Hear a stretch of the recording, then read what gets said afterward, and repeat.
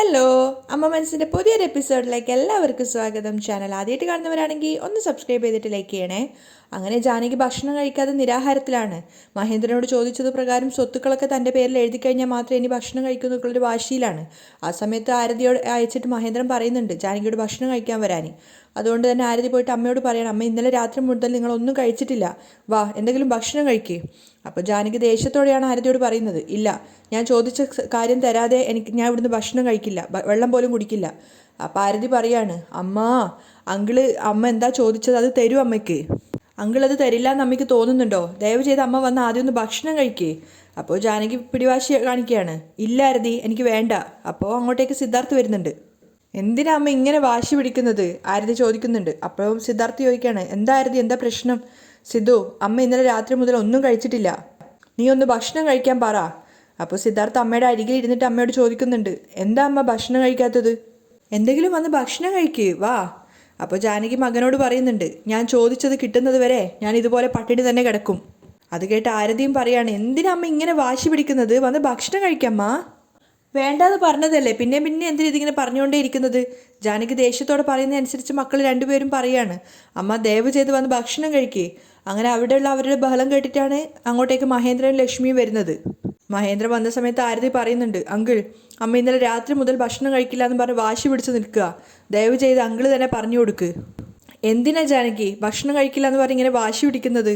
മഹേന്ദ്രൻ ചോദിക്കുകയാണ്. അപ്പോൾ ജാനകി മഹേന്ദ്രനോട് പറയുന്നുണ്ട്, ഞാൻ ചോദിച്ചത് കിട്ടുന്നത് വരെ ഈ വീട്ടിൽ നിന്ന് ഞാൻ പച്ചവെള്ളം പോലും കുടിക്കില്ല. അത് കേട്ട സമയത്ത് മഹേന്ദ്രൻ വല്ലാതെ ഷോക്കായിട്ട് സങ്കടത്തോടെ ഇരിക്കുകയാണ്. അപ്പോൾ സിദ്ധാർത്ഥ് പറയുന്നുണ്ട്, എന്താ അമ്മ ഇത്? ചെറിയ കുട്ടികളെ പോലെ വാശി പിടിക്കുന്നത്? ആദ്യം ഭക്ഷണം കഴിക്കുക, അതിനുശേഷം നമുക്ക് നോക്കാം. അപ്പോൾ ജാനകി ദേഷ്യത്തോടെ പറയാണ്, നീ ഒന്നും മിണ്ടാതിരിക്കുക സിദ്ധു, നിനക്കൊന്നും അറിയില്ല. നിന്റെ സ്വന്തം അച്ഛനെ ഈ വീട്ടിൽ നിന്നും പുറത്താക്കി, അതിനെപ്പറ്റി നിനക്ക് കുറച്ചെങ്കിലും ഒരു വിഷമോ സങ്കടമോ എന്തെങ്കിലും ഉണ്ടോ? സിദ്ധാർത്ഥിന് എന്താ അമ്മയോട് പറയേണ്ടതെന്ന് അറിയില്ലായിരുന്നു. അവസാനവും പറയുന്നുണ്ട്, അച്ഛൻ തെറ്റ് ചെയ്തു, അതിനുള്ള ശിക്ഷ അനുഭവിക്കുക തന്നെ വേണം. അത് കേട്ട സമയത്ത് ജാനകിക്ക് ദേഷ്യം വരികയാണ്.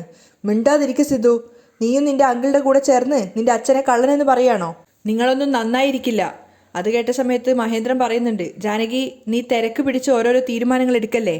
നീ എന്താണോ എന്നോട് ചോദിച്ചത് അത് ഞാൻ തീർച്ചയായിട്ടും നിനക്ക് തരും. എൻ്റെ സ്വത്തിൻ്റെ പാതി നിനക്കുള്ളത് തന്നെയാണ്, അതിൽ നിനക്ക് ഒരു സംശയവും വേണ്ട. തൽക്കാലം ഇപ്പോൾ അച്ഛൻ രാമേശ്വരത്ത് പോയിട്ടാണുള്ളത്. അദ്ദേഹം തിരിച്ചു വന്നതിന് ശേഷം അദ്ദേഹത്തോട് സംസാരിച്ച് എന്താണോ ചെയ്യേണ്ടത് അത് ഞാൻ ചെയ്തോളാം. അത് കേട്ടിട്ടും ജാനകിക്ക് വലിയ മാറ്റമൊന്നുമില്ല. മഹേന്ദ്രൻ പറയുന്നുണ്ട്, മതിയില്ലേ, വന്ന് ഭക്ഷണം കഴിക്കേ.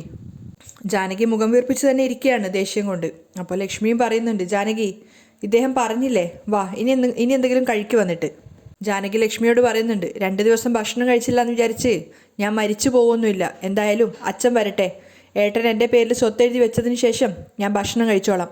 ജാനകി തൻ്റെ വാശിയിൽ തന്നെ ഉറച്ചു നിൽക്കുകയാണ്. ആ സമയത്ത് ലക്ഷ്മി ചിന്തിക്കുന്നുണ്ട്, അയ്യോ, ഞാൻ മേഘയ്ക്ക് സ്വത്തെഴുതി കൊടുത്ത വിവരം ഇവർക്ക് ആർക്കും അറിയില്ല, ഇനി അറിഞ്ഞാൽ എന്തൊക്കെ സംഭവിക്കുമെന്തോ. ലക്ഷ്മി ആകെ ഭയന്ന് നിൽക്കുകയാണ്. ആ സമയത്ത് മഹേന്ദ്രൻ്റെ മുഖത്ത് നോക്കിയപ്പോൾ അയാൾ നല്ല സങ്കടത്തോടെ ഇരിക്കുന്ന കണ്ടിട്ട് സിദ്ധു പറയുന്നുണ്ട്, അമ്മ ഇങ്ങനെ സംസാരിക്കുന്നത് കൊണ്ട് നിങ്ങൾ തെറ്റായിട്ടൊന്നും എടുക്കരുത്. അപ്പോൾ മഹേന്ദ്രൻ പറയുന്നുണ്ട്, അവളെ ഞാൻ കുട്ടിക്കാലം തൊട്ടേ അറിയുന്നതാ, അതുകൊണ്ട് എനിക്കതിലൊരു പുതുമയും ഇല്ല. അവൾ അങ്ങനെയാണ്, കുഴപ്പമില്ല, നീ വിട്ടേക്ക് സിദ്ധാർത്ഥ്. എന്നിട്ട് സങ്കടത്തോടെ അയാൾ അവിടുന്ന് എഴുന്നേറ്റ് പോവുകയാണ്. അപ്പോഴും ജാനകിക്ക് യാതൊരു ഭാവമാറ്റവും ഇല്ല. അവർ ദേഷ്യത്തോടെ തന്നെയാണ് ഇരിക്കുന്നത്. എല്ലാവരും സങ്കടത്തോടെയാണുള്ളത്. അതേസമയം ചന്ദ്രികയുടെ വീട്ടിലാണെങ്കിൽ മലർ ആകെ വിഷമത്തിലാണുള്ളത്. മലരിങ്ങനെ സങ്കടത്തോടെ ഉമ്മറത്തിരിക്കുകയാണ്. ആ സമയത്ത് ചന്ദ്രിക മലറിനുള്ള ഭക്ഷണമായിട്ട് വന്നിട്ടുണ്ട്. എന്നിട്ട് സ്നേഹത്തോടെ വിളിക്കുകയാണ്, മലർ, എന്നാ ഭക്ഷണം കഴിക്കേ.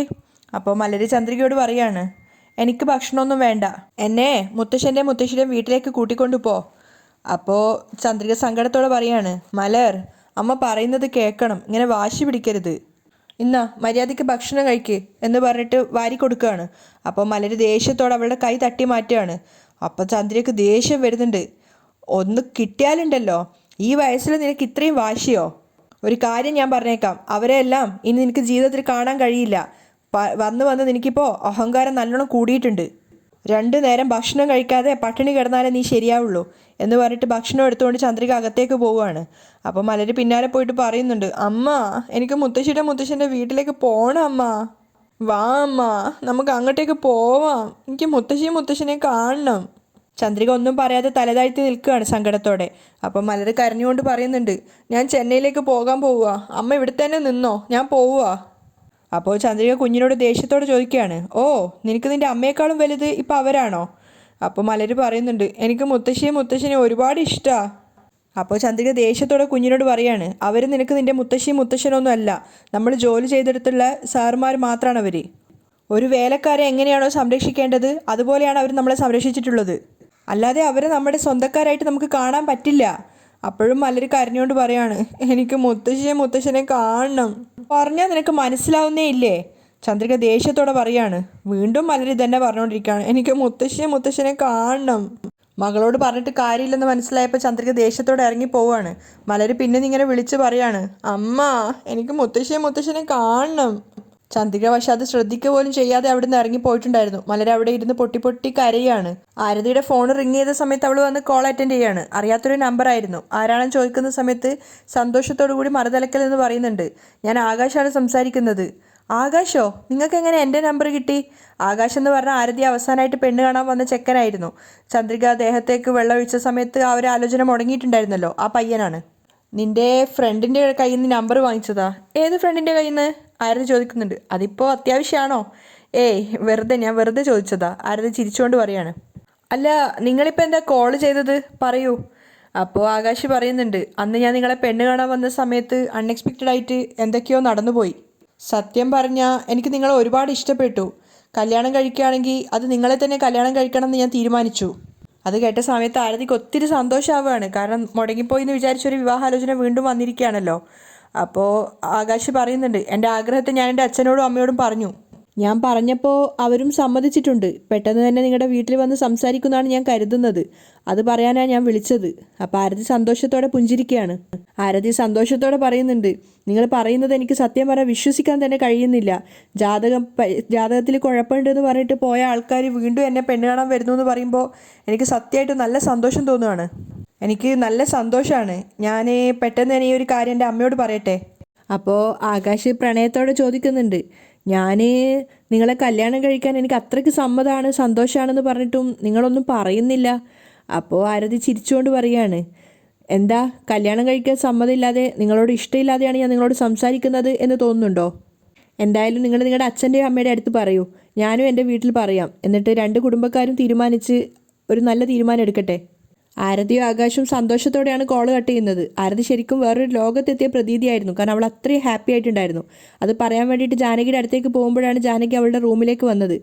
ജാനകിയെ കണ്ടപ്പോൾ തന്നെ സന്തോഷത്തോടെ ആരതി പറയുന്നുണ്ട്, അമ്മ ആകാശ് വിളിച്ചിട്ടുണ്ടായിരുന്നു. ആകാശോ? ഏത് ആകാശ്? ജാനകിക്ക് പെട്ടെന്ന് മനസ്സിലായില്ല. അയ്യോ അമ്മ മറന്നുപോയോ? എന്നെ അവസാനമായിട്ട് പെണ്ണ് കാണാൻ വന്നില്ലേ അവര്. അപ്പോൾ ജാനകി ചോദിക്കുകയാണ്, അവനെന്തിനാ നിന്നെ കോൾ ചെയ്തത്? അപ്പോൾ ചെറിയൊരു നാണത്തോടെ ആരതി പറയാണ്, അദ്ദേഹം വീണ്ടും പെണ്ണ് കാണാൻ വേണ്ടി വരാൻ ആഗ്രഹിക്കുന്നു. എന്താ ആരതി നീ പറയുന്നത്? അതെ അമ്മ, അത് പറയാൻ വേണ്ടിയിട്ട് അദ്ദേഹം ഇപ്പം എന്നെ വിളിച്ചത്. പക്ഷെ അത് കേട്ട സമയത്ത് ജാനകി ആകെ ഡെസ്പാവുകയാണ്. അവർ പറയുന്നുണ്ട്, അത് അത്ര നല്ലതായിട്ട് എനിക്ക് തോന്നുന്നില്ല മോളെ. കാരണം ആ സമയത്ത് നിൻ്റെ മഹേന്ദ്രൻ അങ്കിള് നമ്മുടെ കൂടെ ഉണ്ടായിരുന്നു. അവർ വലിയൊരു കുടുംബക്കാരാണ്. അന്ന് അവരെന്ത് സ്ത്രീധനം ചോദിച്ചിട്ടുണ്ടെങ്കിലും നമ്മളെ കൊണ്ട് കൊടുക്കാൻ സാധിക്കുമായിരുന്നു. പക്ഷേ ഇപ്പോൾ നമ്മളൊന്നുമില്ലാത്ത അവസ്ഥയിലാണ്. അവരെന്തെങ്കിലും ചോദിക്കുകയാണെങ്കിൽ ഒന്നും കൊടുക്കാൻ നമ്മളെ കൊണ്ട് സാധിക്കില്ല. അമ്മയുടെ സംസാരം കേട്ടപ്പോഴാണ് ആ ഒരു ഭാഗത്തെക്കുറിച്ചൊക്കെ ആരതി ചിന്തിക്കുന്നത് പോലും. മാത്രമല്ല ജാനകി പറയുന്നുണ്ട്, നിൻ്റെ അച്ഛൻ പോലും ഇപ്പോൾ ഈ വീട്ടിലില്ല. അതുകൊണ്ട് നമുക്ക് ആദ്യം തീരുമാനിച്ചതുപോലെ ഈ ഒരു വിഷയത്തെക്കുറിച്ച് ഇനി തീരുമാനം എടുക്കാൻ സാധിക്കില്ല. ഈ പ്രശ്നമൊക്കെ ഒന്ന് അവസാനിക്കുന്നത് വരെ എൻ്റെ മോള് ക്ഷമയോടെ നിൽക്കണം.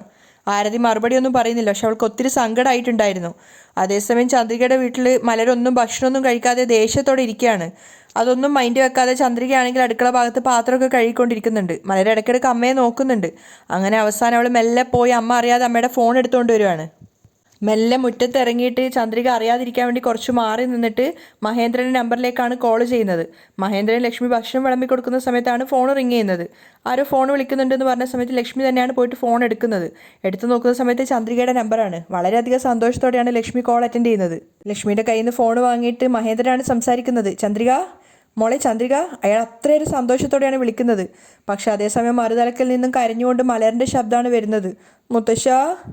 കുഞ്ഞിൻ്റെ കരഞ്ഞുകൊണ്ടുള്ള ശബ്ദം കേട്ടപ്പോൾ മഹേന്ദ്രൻ്റെ മുഖത്തു നിന്നുള്ള ചിരി മാഞ്ഞിട്ട് കരച്ചിൽ വരികയാണ്. അപ്പോൾ അയാൾ വിളിക്കുന്നുണ്ട്, മലർക്കുട്ടി. മുത്തശ്ശ എങ്ങനെയുള്ളേ? സുഖാണോ മുത്തശ്ശന്?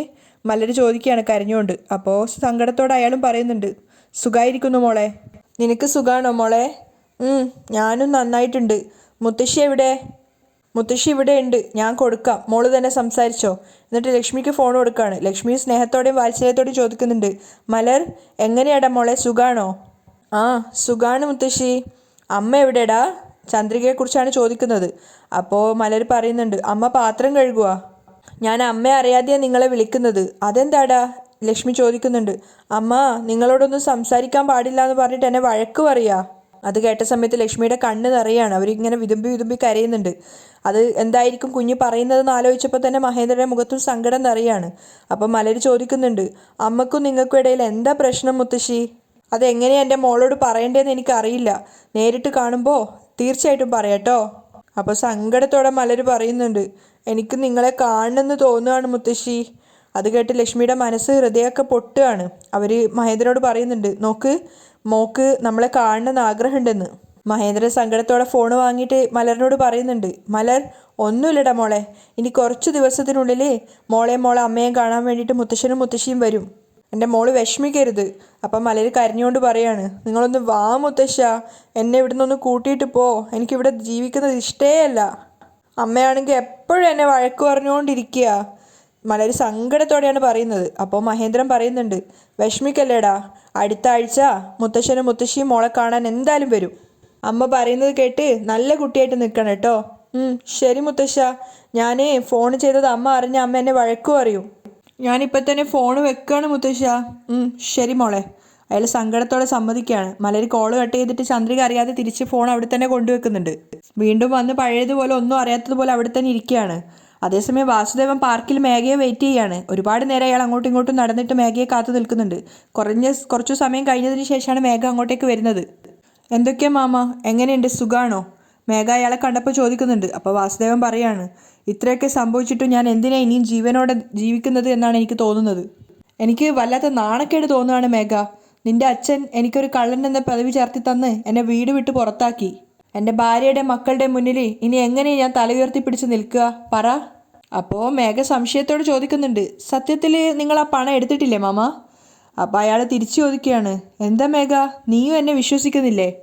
അങ്ങനെയല്ല, നിങ്ങൾ എടുത്തുനിന്ന് ഞാൻ വിശ്വസിക്കുന്നില്ല മാമ, പക്ഷേ എന്നാലും തെളിവും സാക്ഷികളും ഒക്കെ നിങ്ങൾ എടുത്തു എന്നാണ് പറയുന്നത്.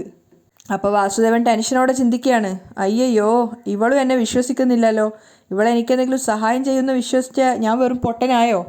അയാളിങ്ങനെ സംശയത്തോടെ നിൽക്കുന്ന കണ്ടപ്പോൾ മേഘ കുറച്ചു നേരം അയാളെ വീക്ഷിക്കുന്നുണ്ട്. അതിനുശേഷം പറയാണ്, മമ, നിങ്ങളിനി തെറ്റ് ചെയ്താലും ഇല്ലെങ്കിലും ഞാൻ നിങ്ങൾക്ക് ഹെൽപ്പ് ചെയ്യാൻ വേണ്ടിയിട്ടാണ് വന്നിരിക്കുന്നത്. അയാളൊന്നും മനസ്സിലാവാതെ മേഘയെ തന്നെ നോക്കി നിൽക്കുകയാണ്. അപ്പോൾ മേഘ വീണ്ടും വാക്ക് കൊടുക്കുന്നുണ്ട്, സത്യമാണ് മാമ, ഞാൻ ഈ പ്രശ്നത്തിൽ നിന്ന് നിങ്ങളെ വെളിയിലേക്ക് കൊണ്ടുവരും. അപ്പോൾ അയാൾ അതിശയത്തോട് ചോദിക്കുകയാണ്, നീ എന്ത് ചെയ്യാനാ മോളെ? നിങ്ങൾ ഈ പണം എടുത്തിട്ടില്ല എന്ന് ഞാൻ തെളിയിക്കാൻ പോവുകയാണ്. അതെങ്ങനെയാ മേഘ? എല്ലാത്തിനും എൻ്റെ അടുത്ത് വ്യക്തമായ പ്ലാനുണ്ട്. മേഘ പറയുന്നതൊന്നും വാസുദേവന് മനസ്സിലാവുന്നുണ്ടായിരുന്നില്ല. മേഘ കോൺഫിഡൻസോടെയാണ് സംസാരിക്കുന്നത്. നിങ്ങളെ തിരിച്ച് വീണ്ടും ഞാൻ ആ വീട്ടിൽ തന്നെ എത്തിക്കും മാമ. അപ്പോൾ വാസുദേവൻ പറയാണ്, അതിനൊരു ചാൻസും ഇല്ല മേഘ. ചാൻസൊക്കെ ഉണ്ട് മാമ. എങ്ങനെ? ഒരു നിമിഷം എന്ന് പറഞ്ഞിട്ട് മേഘ ഫോൺ എടുത്തിട്ട് പുറത്തേക്ക് ഒരാളെ വിളിക്കുകയാണ്. ആനന്ദ് എവിടെയാണ് ഉള്ളത്? പുറത്താണ് ഉള്ളത്. ശരി, അകത്തേക്ക് വാ. അപ്പോൾ അകത്തേക്ക് വേറൊരു വ്യക്തി കയറി വരികയാണ്. ആനന്ദ് അവരെ അടുത്തെത്തിയ സമയത്ത് വാസുദേവൻ മേഘയോട് ചോദിക്കുന്നുണ്ട്, ഇത് നമ്മുടെ ഓഫീസിൽ വർക്ക് ചെയ്യുന്ന ഫിനാൻസ് മാനേജർ അല്ലേ? ഇയാളോട് എന്തിനാ ഇങ്ങോട്ടേക്ക് വരാൻ പറഞ്ഞത്? ഈ പ്രശ്നത്തിൽ നിന്നും നിങ്ങളെ രക്ഷിക്കാൻ വേണ്ടിയിട്ടാണ്. എനിക്ക് മനസ്സിലാവുന്നില്ല മേഘ. ആ 85 ലക്ഷം രൂപ എടുത്തത് നിങ്ങളല്ല, ആനന്ദാണ്. അത് കേട്ട സമയത്ത് വാസുദേവൻ തന്നെ അതിശയിച്ചു പോവുകയാണ്. മേഘ അവളുടെ പ്ലാന് പറഞ്ഞു കൊടുക്കുകയാണ്. നിങ്ങളറിയാതെ നിങ്ങളുടെ ഒപ്പിട്ടിട്ട് അക്കൗണ്ടിൽ നിന്നും പണം എടുത്തത് ആനന്ദാണ്. എന്താ മേഘ മോളി പറയുന്നത്? ആനന്ദ് പണം എടുത്തിട്ടില്ലല്ലോ, പിന്നെ എങ്ങനെ ആനന്ദ് അത് സമ്മതിക്കുക? അപ്പോഴാണ് മേഘ അവളുടെ പ്ലാൻ പറയുന്നത്. ഞാൻ അയാളെ കൊണ്ട് സമ്മതിപ്പിച്ചു. അതിനു വേണ്ടിയിട്ട് ഞാൻ അയാൾക്ക് 10 ലക്ഷം രൂപ കൊടുത്തു. എന്തൊക്കെയാ മേഘ നീ പറയുന്നത്? സത്യമാണ് മാമ. എന്നിട്ട് ആനന്ദിനെ വിളിച്ചു വരുത്തുകയാണ്. അയാൾ അടുത്തെത്തിയ സമയത്ത് ആനന്ദിനോട് പറയുന്നുണ്ട്, ഞാൻ മാമനോട് കാര്യങ്ങളൊക്കെ പറഞ്ഞിട്ടുണ്ട്, നിങ്ങളൊന്ന് വ്യക്തമായിട്ട് പറഞ്ഞു കൊടുക്ക്. അപ്പം ആനന്ദ് വാസുദേവനോട് പറയാണ്, സർ, നിങ്ങൾ ചെയ്ത ആ കുറ്റം ഞാൻ ഏറ്റെടുത്ത മേഘാമേഡം എനിക്ക് 10 ലക്ഷം രൂപ തരാമെന്ന് പറഞ്ഞിട്ടുണ്ട്. അത് കേട്ടതും വാസുദേവൻ ഷോക്കാവുകയാണ്. കുട്ടികളുടെ പഠിപ്പും എല്ലാം മേഘാമേഡം നോക്കിക്കോളാമെന്ന് പറഞ്ഞിട്ടുണ്ട്. അതുകൊണ്ട് ആ 85 ലക്ഷം രൂപ ഞാനാണ് എടുത്തതെന്ന് പറഞ്ഞിട്ട് മഹേന്ദ്രൻ സാറിൻ്റെ അടുത്ത് ഞാൻ സറണ്ടർ ആയിക്കോളാം. വാസുദേവൻ വിശ്വസിക്കാനാവാതെ മേഘയെയും ആനന്ദിനെയും മാറി മാറി നോക്കുകയാണ്. അപ്പോൾ ആനന്ദ് പറയുന്നുണ്ട്, എന്നെ പോലീസ് പിടിച്ചാലും കുഴപ്പമില്ല, എനിക്ക് എന്ത് ശിക്ഷ കിട്ടിയാലും കുഴപ്പമില്ല, എന്നെ രക്ഷിച്ചോളാമെന്ന് മേഘാ മേഡം വാക്ക് പറഞ്ഞിട്ടുണ്ട്. അതുകൊണ്ട് ഈ ഒരു കാര്യം ഞാൻ ഏറ്റെടുത്തോളാം. അപ്പോൾ വാസുദേവൻ വല്ലാത്തൊരു നന്ദിയോടെ മേഘയോട് പറയാണ്, മേഘ, ഞാൻ നിന്നെ ഇത്രയേറെ മനസ്സിലാക്കിയിട്ടുണ്ടായിരുന്നില്ല.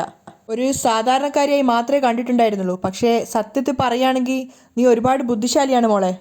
ഇങ്ങനെ ഒരു ചിന്ത ആരുടെ ഉള്ളിലും വരൂല. എൻ്റെ മോൻ പോലും ഞാൻ തന്നെയാണ് കള്ളനെന്നും പറഞ്ഞിട്ട് കൈയൊഴിഞ്ഞിരിക്കുകയാണ്. പക്ഷേ നീ എന്നെ രക്ഷിക്കാൻ വേണ്ടിയിട്ട് ഇത്രയും വലിയൊരു റിസ്ക് എടുത്തു. അയാൾ മേഘയ്ക്ക് നേരെ കൈകൂപ്പിക്കൊണ്ട് പറയാണ്, ഞാൻ മരിക്കുന്നത് വരെ നിന്നോട് എന്നും കടപ്പെട്ടവനായിരിക്കും മോളെ.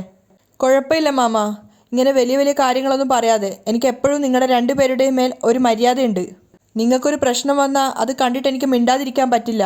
അതിനുശേഷം ആനന്ദിനോട് പറയാണ്, നിങ്ങൾ മാമൻ്റെ കൂടെ വീട്ടിലേക്ക് പോ. ശരി മാഡം. അങ്കിളിനെ പോലെ സൈൻ ചെയ്തിട്ട് നിങ്ങളാണ് ആ പണം എടുത്തതെന്ന് മഹേന്ദ്രൻ അച്ഛൻ്റെ അടുത്ത് സമ്മതിക്ക്. ശരി മാഡം. അതിനുശേഷം ബാഗിൽ നിന്ന് ഒരു ചെക്ക് എടുത്തിട്ട് വാസുദേവന് കൊടുക്കുകയാണ്. ഇന്നാ മാമ, ഇത് അങ്കിളിനെ ഏൽപ്പിച്ചാൽ മതി.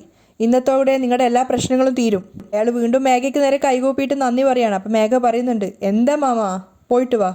അങ്ങനെ ആനന്ദിനെ വിളിച്ചുകൊണ്ട് വാസുദേവൻ അവിടുന്ന് പോവാണ്. അവർ രണ്ടുപേരും പോകുന്നത് ബാക്കിൽ നിന്ന് മേഘ ഇങ്ങനെ നോക്കി നിൽക്കുന്നുണ്ട്. അവിടെയാണ് ഇന്നത്തെ എപ്പിസോഡ് വൈൻഡപ്പ് ചെയ്യുന്നത്.